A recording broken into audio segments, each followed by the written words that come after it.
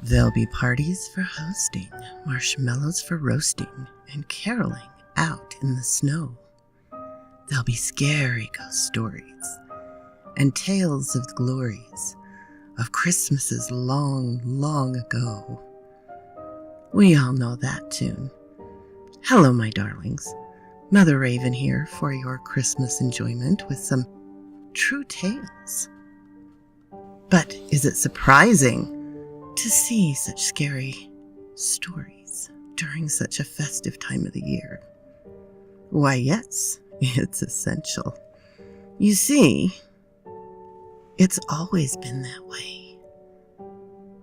Is it any wonder that Charles Dickens' most well-known work, Made for Christmas, contains ghosts? Actually, it's quite natural. You see, the cold winter nights, especially the festive ones, have always been for scary stories. In The Turn of the Screw, Henry James wrote, "The story had held us round the fire, sufficiently breathless, but except the obvious remark that it was gruesome, as on Christmas Eve in an old house, a strange tale should essentially be. I remember no comment uttered until someone happened to say that it was the only case he had met in which such a visitation had fallen on a child." Even further back, Shakespeare used the phrase in A Winter's Tale, "a sad tale, best for winter." I have one, of sprites and goblins. And if you go back even 100 years before that, Christopher Marlowe writes, "I now remember those old women's words, who in my wealth would tell me winter tales, and speak of spirits and ghosts that glide by night." We know that Christmas is just the perfect time for such things. So, my darlings, I have for you some true Christmas ghost stories. Christmas Church Ghost. I never really believed in supernatural stuff, but this incident made me believe otherwise. This was about 9 years ago in Samoa. I was playing hide and seek with the other kids from my mom's village of Satua, Western Samoa. I was quite young then, so I always followed my older cousin around. It was the middle of the night, and most of the kids were used to hiding anywhere in the dark. I wasn't used to it, and I was only there for the Christmas holidays. I actually lived in Australia. Anyway, we all went to hide. Since we were all hiding in the graveyard, we all found our way around in the light that the church cast onto the graveyard. We all hid in the shadows and waited for the boy. We could all hear the boy coming, so we kept quiet. The boy was pretty loud, so we watched what he was making a fuss about. He walked into the church as he thought that his brother was hiding there. As he walked into the church, he later told us, he saw a boy standing right at the front of the altar. He didn't know if it was his brother because the boy's back was turned. He ran up and tapped the boy on the shoulder. As soon as he did, this strange boy disappeared. Our friend fainted. We went home to tell his parents, and we returned with the boy's parents to find him still lying there, dead still. The parents took the boy home, and we never played in the graveyard at night again. We later found out that the boy's brother had been at home the whole time, and he hadn't been to the church at all. What really scares us was that the boy who fainted has been ill since that night, and he still hasn't recovered to this day. Whoever it was in the church must have been pretty mad that we kids had disturbed him. A Christmas visitor. I had an unusual visitor on Christmas Day, 2008. I'm pretty sure it wasn't Santa Claus passing by my house in Bloomington, Indiana. The day started in a typical fashion with the opening of gifts around the Christmas tree. I served an early Christmas dinner for family and friends, and everybody departed by 5 p.m., except my sister and brother-in-law who lived with me. They were sleeping in a bedroom at the end of the hall with the door open. I went into my bedroom with my dog, Toby, and shut the door securely. Toby curled up at the foot of my bed to sleep, like he always does. It was so chilly, so I put the blankets and comforter around my head and curled up for a nap for an hour.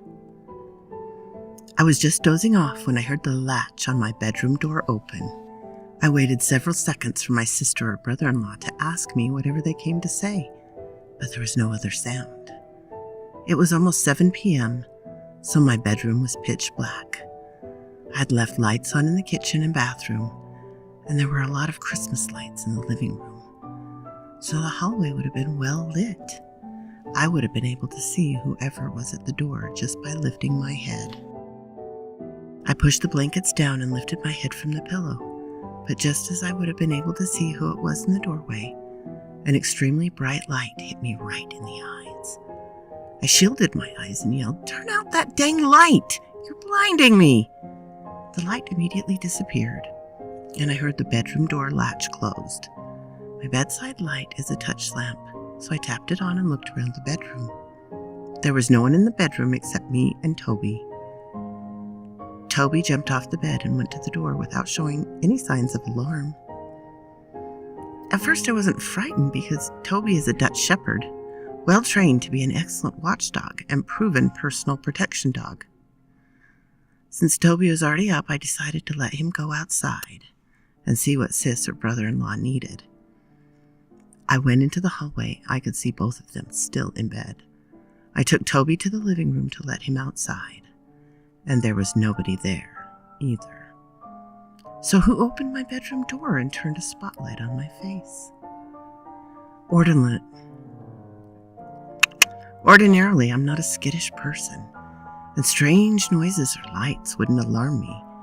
But this situation was just too eerie, and the light had my skin crawl. Let me add that the latch on my bedroom door is broken in such a way that the inside door handle must be jiggled for the latch to pop out and engage. It makes a very distinctive sound that I'm used to listening for, because if it doesn't latch, the door swings open. I am absolutely positive that the door was latched closed when I got into bed, just as I'm certain that the door latch I heard during the incident. When I left the bedroom, the door was latched closed again. I couldn't understand how my sister or brother-in-law could have come into my room and returned to their own bed, crawling under covers in the few seconds it took me to reach the hallway. But I figured it had to be one of them, since Toby always barks and growls at everybody and everything he doesn't immediately recognize. When brother-in-law got up to get ready for work that night, I asked him what he wanted earlier in the evening when he opened my door. He looked puzzled and says, "I never got up. I certainly never opened your door. I slept soundly the whole time I was in bed." Okay, then I asked my sis, "Did you want something earlier this evening when you opened my door?" She also looked puzzled and said, "I dozed off and on, but I never got out of bed, and I never saw or heard anything in the hallway." She leaves her bedroom door open at all times, and she faces the hallway so she can see whoever is coming or going throughout the house.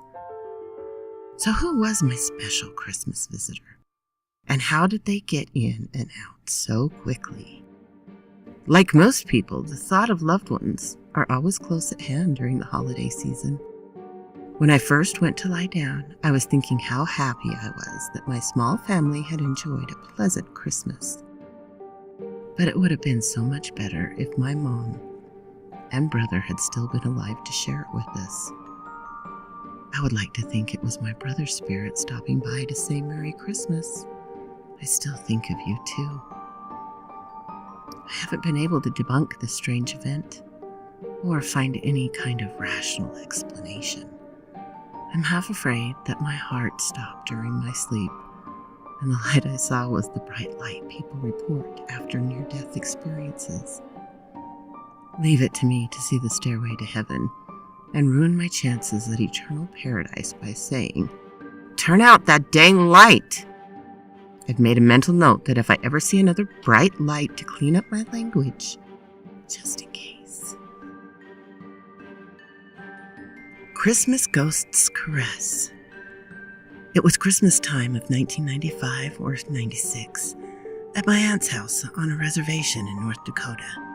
Some of my family was in the living room watching television. The kids were playing in the rooms or sleeping, and my uncle, aunt, and I were sitting at the table putting a puzzle together.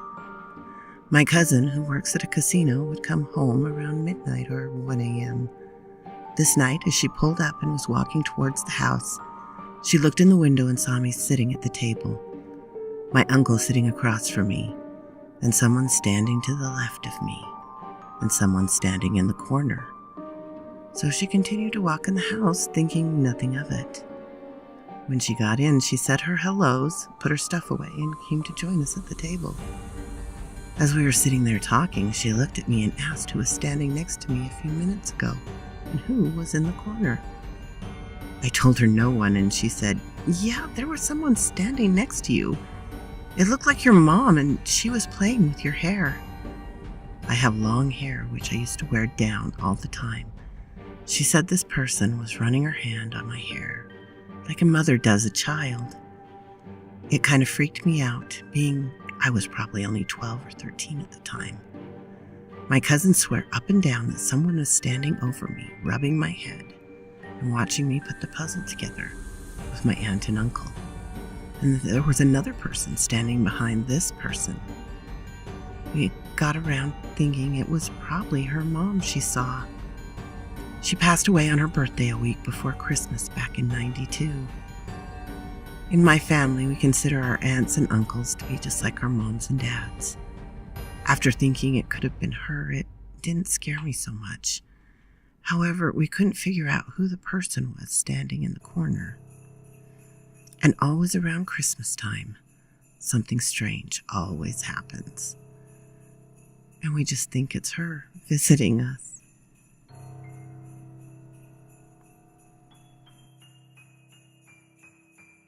Here's an older one, a folklore one. This one retold by S.E. Schlosser. A soft thud of following footsteps echoed behind him as he hurried through the snowflakes towards home. They kept pace with him, quickening when he quickened and slowing when he slowed. It was creepy. His flesh crawled at the sound, and he sped up, cursing himself for walking home alone from the midnight Christmas Mass. Normally not a pious man, the middle-aged bachelor had suddenly been struck by a wish to hear the old Christmas songs sung once again by a church choir, and had walked across town to attend the service. Now he regretted his choice as he passed dark house after dark house in the snowy night, and the footsteps ever followed. He sped up until he was nearly running and skidded into his street. A few more paces brought him to the bottom of his front steps, and as he dashed up them, he realized that the following footsteps had ceased abruptly. He glanced behind him at the cross street from which he had just turned and saw only one pair of footprints in the snow-covered street, wherein there should have been two. He frowned in puzzlement, and then shuddered as a cold breeze struck him, driving snow against his collar and slamming against the door. Almost it seemed to pass through the door, but that was superstitious nonsense. His hand was shaking as he unlocked the front door and hurried inside. He expected darkness, but was delighted to see the yellow glow of firelight coming from his study doorway upstairs. His old housekeeper, whom he thought firmly asleep in her attic bedroom, must have lit the fire pending his return. He shrugged out of his coat and paused for a moment, amazed to find it still warm and dry, though he had walked for more than a mile through a snowstorm. It was almost as if he had been walking in a bubble of calm air. He remembered the soft snowflakes hitting his face when he first stepped out of the church, before the mysterious footsteps began His shudder was interrupted by a shout of greeting by his old friend Andy, came hurrying out of the study, in a grin at the unexpected surprise. The two men shook hands heartily and retreated back to the warmth of the firelight, talking so fast they stumbled over each other's words. Andy had left town years ago to take a government job in D.C., and they hadn't seen each other since. Nearly an hour passed before it occurred to him his guest might be hungry. His offer of a meal was instantly accepted, but Andy was unwilling to leave the comfort of the fire to eat in the kitchen, so he jogged downstairs alone to fetch some food. He didn't wonder at his friend's reluctance to join him in the kitchen. Andy looked very pale and had kept shivering with cold while they talked. He hoped his friend wasn't ailing for anything. A few minutes later, he was back with warmed-up meat and potatoes and a couple of glasses of beer, apologizing profusely as he handed Andy a plate for the mismatched dinnerware. Andy just laughed and hunkered down to eat. When they were both finished, he showed his friend to a guest room and then tumbled into his own bed to sleep. All his apprehension caused by mysterious footsteps, forgotten in the visit of his friend. He jumped out of bed Christmas morning and dashed immediately downstairs to the guest room to rouse his friend. Andy wasn't there, and the bed had not been slept in. That was odd. He ran down to look in the study, but Andy wasn't there either, and one plate full of food was sitting on the end table beside his old friend's chair. It was completely untouched, though he'd seen Andy eating it the night before. Skin creeping at the thought, he ran to the kitchen and asked his housekeeper if she'd seen Andy. But the housekeeper had seen no one, either the previous night or this morning. He flopped down on the bottom step of the staircase, completely baffled. Where had Andy gone? It was a mystery that had plagued him all Christmas Day, and he did not enjoy his holiday dinner at all, a fact that annoyed his housekeeper. He was awakened the next morning from a restless sleep by the sound of a front doorbell. He stumbled out of bed and was splashing water from the bedside pitcher into his sleepy eyes when a knock came at his bedroom door. When he answered, his housekeeper handed him a telegram that had just arrived. As she hurried back downstairs to prepare his breakfast, he opened it curiously, not knowing who would telegraph him so urgently. As he read the telegram, he started to tremble. The message was short and to the point. Andy's family regretted to inform him that his old friend Andy had passed away on Christmas Eve in his home in Washington, D.C. He sat down hard on the bed, the telegram fluttering away from his hand. It must have been Andy who followed him home on Christmas Eve. That would explain the eerie footsteps and the dry coat in the middle of the snowstorm. He'd spent Christmas Eve with a ghost. So quoth this raven, and a Merry Christmas.